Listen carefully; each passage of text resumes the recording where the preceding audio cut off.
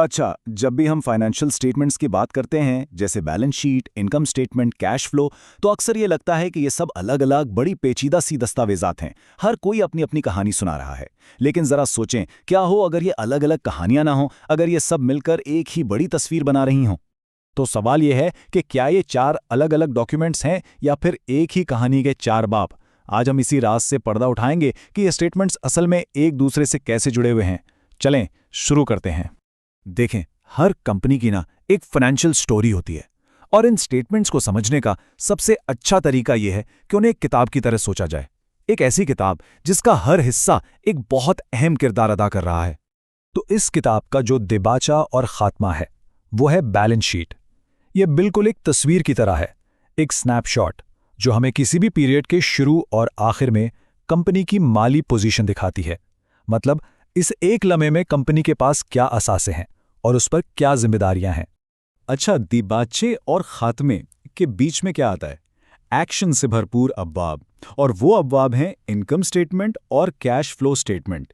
ये हमें बताते हैं कि उस पूरे पीरियड के दौरान क्या हुआ, कंपनी ने मुनाफा कितना कमाया, पैसा आया कहां से और गया कहां। यही वो एक्शन है जो शुरू वाली बैलेंस शीट को आखिरी वाली बैलेंस शीट से जोड़ता है। अच्छा, इस कनेक्शन को ठीक से समझने के लिए ना दो बुनियादी आइडियाज को समझना बहुत जरूरी है।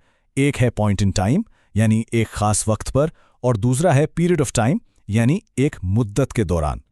अब जरा इस तस्वीर को देखें। यहां ये ताल्लुक बिल्कुल साफ नजर आ रहा है। एक तरफ साल के शुरू की बैलेंस शीट है और दूसरी तरफ साल के आखिर की। अब इन दोनों के बीच में जो कुछ भी हुआ, जो भी मुनाफा कमाया गया, जो भी कैश आया या गया, वो सब कुछ इनकम स्टेटमेंट और कैश फ्लो स्टेटमेंट में रिकॉर्ड होता है।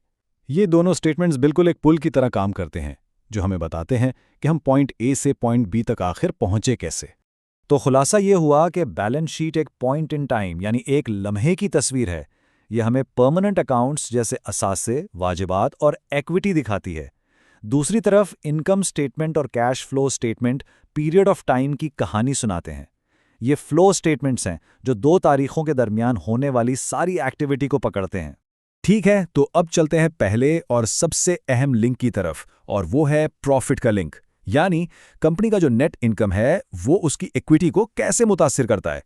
अच्छा, तो ये सफर बड़ा दिलचस्प और सीधा साधा है। देखें, सबसे पहले तो इनकम स्टेटमेंट पे नेट इनकम निकाला जाता है। फिर यही नेट इनकम सीधा चला जाता है statement of share holder equity में। वहां जाकर ये रिटेन्ड अर्निंग्स यानी वो मुनाफा जो कंपनी ने अपने पास रखा है उसे बढ़ा देता है, और आखिर में यही नई अपडेटेड रिटेन्ड अर्निंग्स की रकम साल के आखिर वाली बैलेंस शीट के इक्विटी सेक्शन में नजर आती है। इसे एक छोटी सी मिसाल से समझते हैं। फर्ज करें साल के शुरू में कंपनी के पास रिटेन्ड अर्निंग्स थी $100।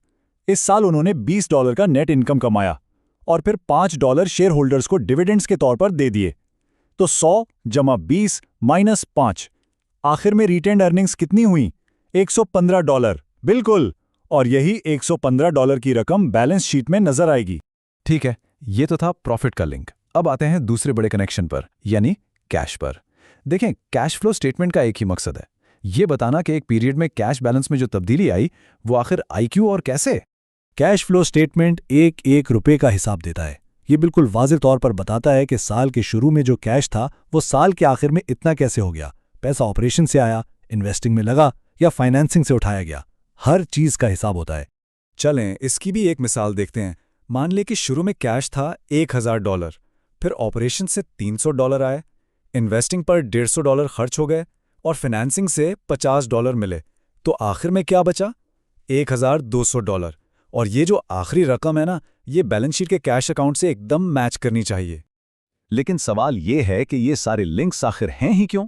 इसका जवाब एक बहुत ही बुनियादी कॉन्सेप्ट में छुपा है, अक्रूअल अकाउंटिंग और कैश अकाउंटिंग का फर्क। और यही वो आहा मोमेंट है जहां सारी तस्वीर साफ हो जाती है। देखें, इनकम स्टेटमेंट चलता है अक्रूअल अकाउंटिंग पर। इसका उसूल सीधा है, आमदनी तब रिकॉर्ड करो जब वो कमा ली जाए, भले पैसा मिला हो या ना मिला हो, और खर्चा तब रिकॉर्ड करो जब वो हो जाए, भले इसकी अदायगी बाद में करनी हो। ये कब कमाया पर फोकस करता है, कब पैसा मिला पर नहीं। और यही फर्क लिंक्स बनाता है। सोचें, आमदनी तो रिकॉर्ड कर ली लेकिन कैश अभी नहीं मिला, तो क्या होगा? बैलेंस शीट पर अकाउंट्स रिसीवेबल बढ़ जाएगा, जो कि एक असासा है। इसी तरह खर्चा कर लिया लेकिन अभी पैसे नहीं दिए तो बैलेंस शीट पर अकाउंट्स पेएबल यानी एक जिम्मेदारी बढ़ जाएगी। तो देखा, इनकम स्टेटमेंट की हर एंट्री का असर बैलेंस शीट पर पड़ रहा है। और ये सिर्फ थ्योरी नहीं है, इसकी अमली अहमियत बहुत ज़्यादा है। एक माहिर का कहना है कि अगर किसी कंपनी की कमाई तो बढ़ रही हो लेकिन उसके ऑपरेशन से आने वाला कैश कम हो रहा हो तो ये अकाउंटिंग में गड़बड़ का इशारा हो सकता है।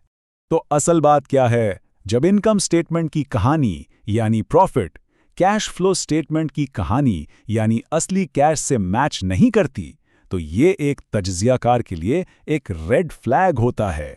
उसे मजीद सवाल पूछने पड़ते हैं। क्या कंपनी ऐसी सेल्स दिखा रही है जिनके पैसे कभी नहीं मिलेंगे? क्या खर्चों को कहीं छुपाया जा रहा है? यही लिंक्स हमें सही सवालात पूछने का रास्ता दिखाते हैं।